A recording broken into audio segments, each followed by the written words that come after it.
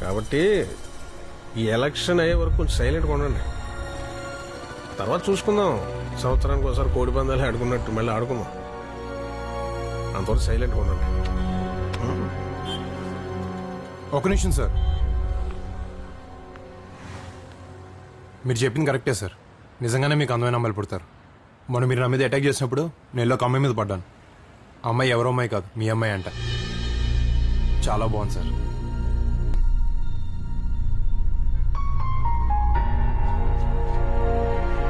నా పెంపకం నాది, నీ నమ్మకం నీది. కానీ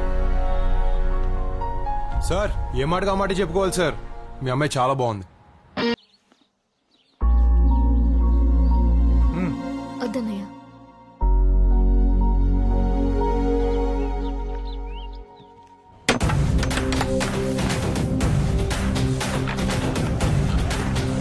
సంబరాల్లో పెబలాగా మన ముందు ఇడిపోటీ ఎందురా? దాన్ని చింపాలంటే రాత్రే కరెక్ట్ రా. ఏమైనా డాక్టర్ గారికి భలే ఐడియాలు వస్తారా? 100 సార్లు చూసి 100 సార్లు డిస్టర్బ్ అవడం కంటే దాన్ని ఇప్పుడే చింపేయడం బెటర్ రా. ఈ రోజు కొటేషన్ ఏంటంటే ఎప్పుడు అప్పుడే చేసేయాలి.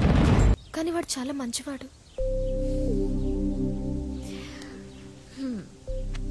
ఒక అబ్బాయి మంచోడా కాదా అనేది ఎప్పటికీ తేలని విషయం.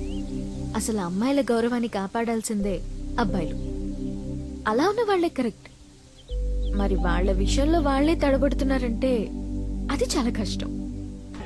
ఇక నెగితే భూమి మీద ఆగర్రా బాబు వీళ్ళు. ఇంకా ఎంతకాలం వెనకాలే వెళ్తారా? గుర్రెల్లా, మేకల్లా, వాటి వెనక తోకల్లా.